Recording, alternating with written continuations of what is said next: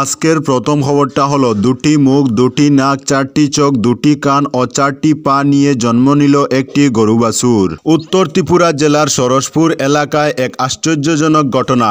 একটি গরু একটি বাচ্চা জন্ম দিলেও সেই বাচ্চাটি জন্ম নিল এক অবিশ্বাস্য শারীরিক অবস্থা নিয়ে। দুটি মুখ, দুটি নাক, চারটি চোখ, দুটি কান ও চারটি পা নিয়ে জন্ম নেয় একটি বাছুর।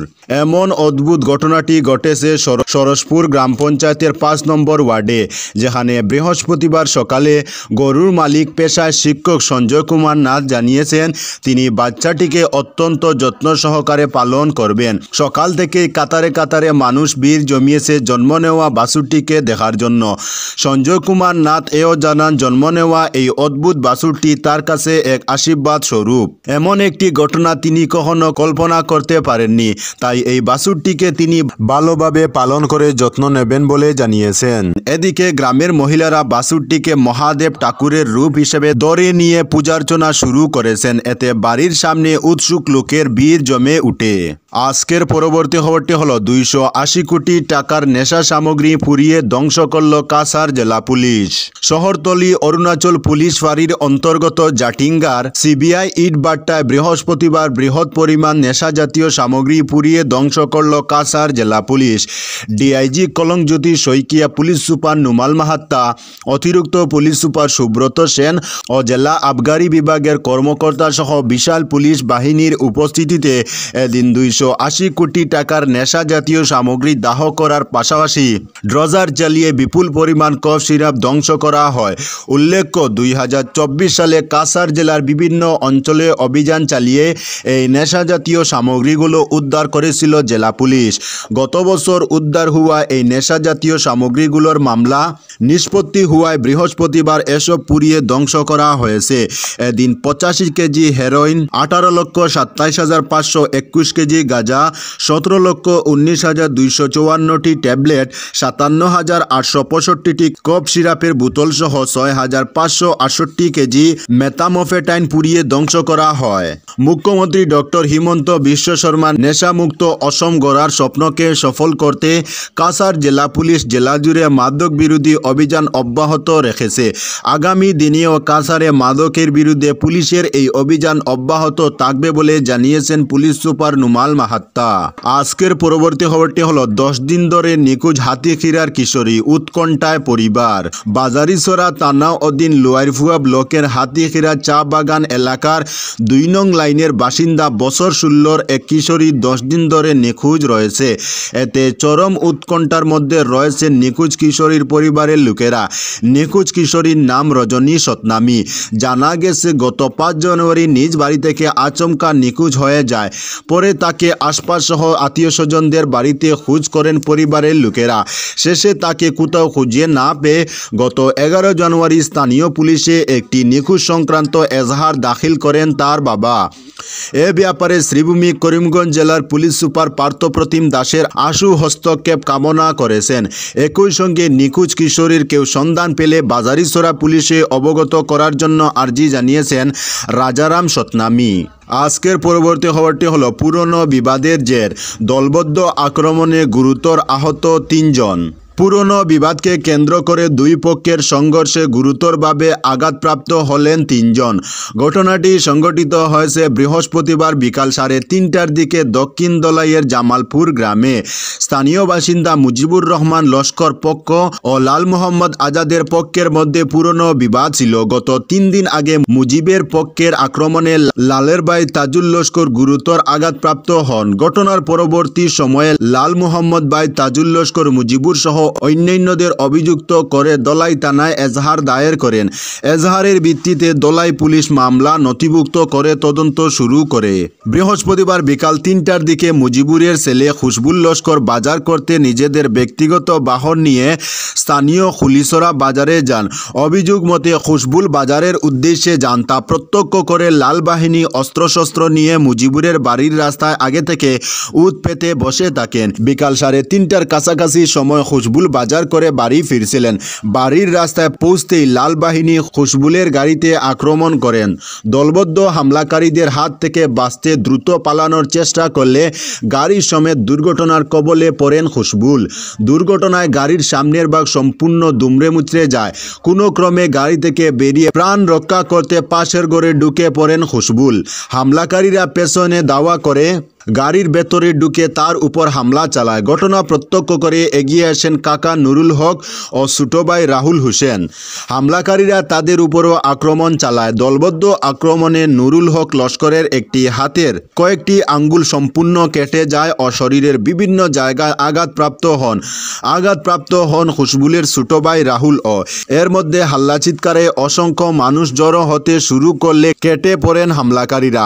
আহত নুরুল জানান, হামলাকারীদের হাতে বিভিন্ন ধরনের মারণাস্ত্র ছিল, যার মধ্যে 2 জনের হাতে বন্দুকও ছিল বলে উল্লেখ করেন তিনি।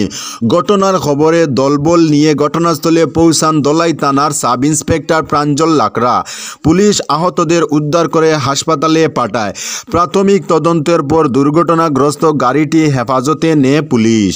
আজকের পরবর্তী খবরটি হলো, যুদ্ধবিরতি ঘোষণার পরই গাজায় হামলা ইসরায়েলের, নিহত 18 জন ফিলিস্তিনি।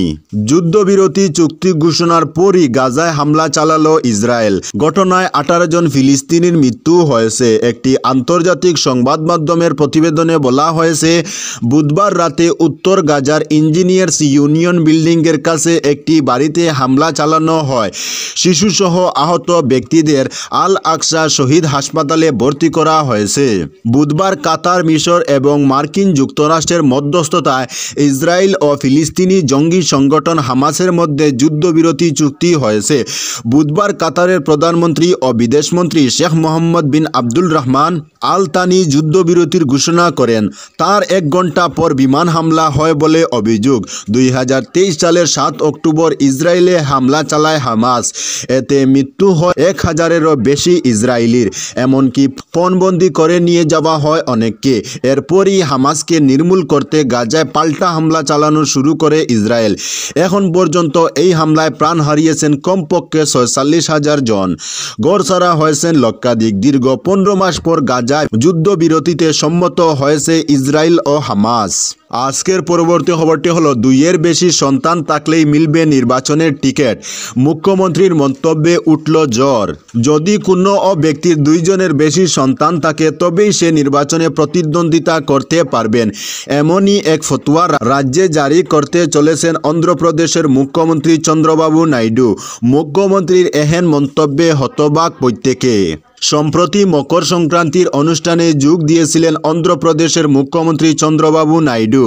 সেখানে দাঁড়িয়ে রাজ্যবাসীর উদ্দেশ্যে তিনি বলেন, আগামী দিনে আপনি তখনই পঞ্চায়েত প্রধান, পৌর কাউন্সিলর অথবা মেয়র হতে পারবেন যদি আপনার 2-এর বেশি সন্তান থাকে।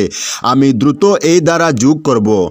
মুখ্যমন্ত্রী অবশ্য তার এই মন্তব্যের নেপথ্যে বেশ কিছু তথ্য তুলে ধরে তিনি বলেন, আমাদের আগে একটা আইন ছিল, সেই আইন অনুসারে পঞ্চায়েত ও পৌর নির্বাচনে লড়াই করার জন্য শুধুমাত্র তারাই সুযোগ পেতেন যাদের 2 বা তার থেকে কম সন্তান রয়েছে। কিন্তু আমি এখন বলছি, যাদের কম সন্তান রয়েছে তারা নির্বাচনে লড়তে পারবেন না। তবে সন্তান জন্ম দেওয়ার বিষয়ে এই প্রথম নয়, এর আগেও একাধিকবার চন্দ্রবাবুর গলায় এই বিষয়ে অনেক মন্তব্য শোনা গেছে। তখনও তার মন্তব্য নিয়ে সমালোচনা হয়েছে। এবারেও সমালোচনার জ্বর উঠেছে, কিন্তু তিনি আছেন স্বমহিমায়। তার শরীরী পরিভাষা থেকে বোঝার উপায় নেই এমন এক ইস্যুতে মুখ খোলায় তাকে নিয়ে সি করছেন সকলেই। আজকের পরবর্তী খবরটি হলো, লস অ্যাঞ্জেলেসে আগুন, টর্নেডোর আশঙ্কা। ইতিহাসের অন্যতম ভয়াবহ দাবানলে 9 দিন ধরে পুড়েছে যুক্তরাষ্ট্রের লস অ্যাঞ্জেলেস। চলমান দুর্যোগে দক্ষিণ ক্যালিফোর্নিয়ার শহরটিতে এখন পর্যন্ত প্রাণ হারিয়েছেন অন্তত 25 জন, নিখোঁজ রয়েছেন আরও বেশ কয়েকজন।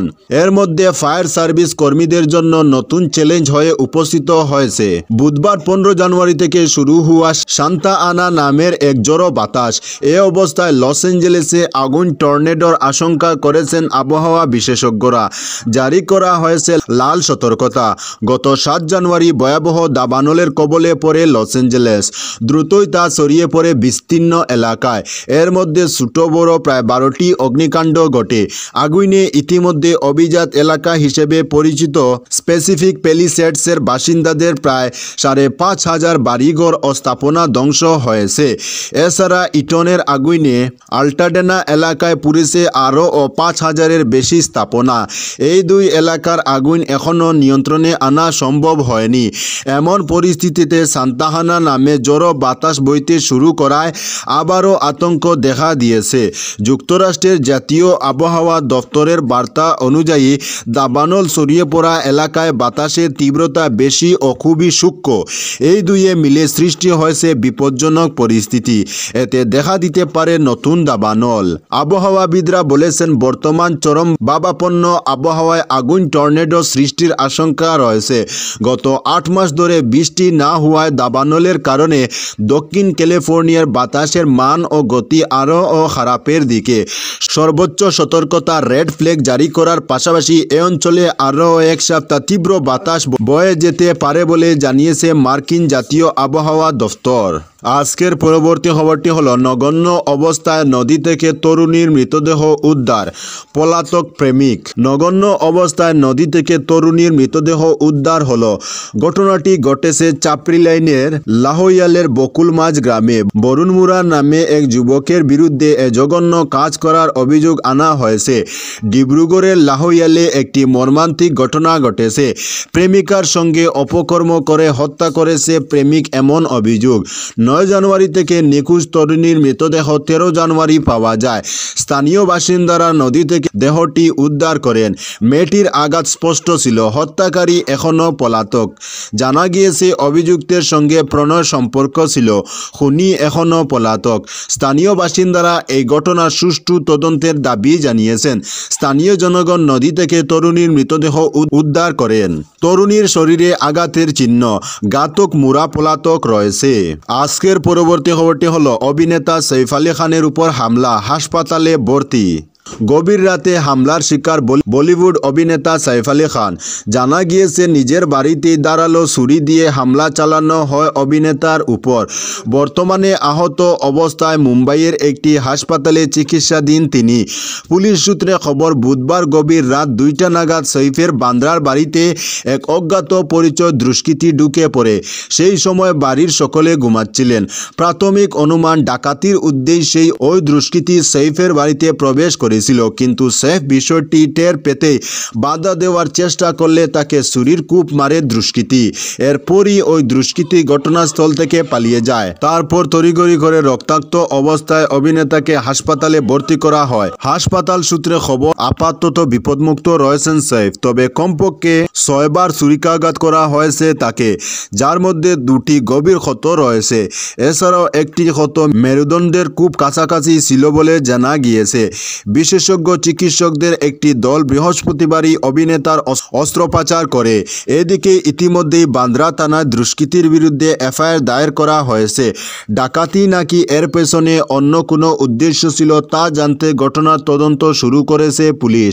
পলাতক দুষ্কৃতীর খুঁজে তল্লাশি চালানো হচ্ছে। আজকের পরবর্তী খবরটি হলো, মায়ানমার থেকে বাংলাদেশে অবৈধ অস্ত্র পাচারের পথে বাজেয়াপ্ত প্রচুর অস্ত্র, ধৃত 5 জন। তো বন্ধুরা, আজকের জন্য এতটুকু। পরবর্তী কোনো নতুন ভিডিওতে দেখা হবে, তখন অবধি ধন্যবাদ।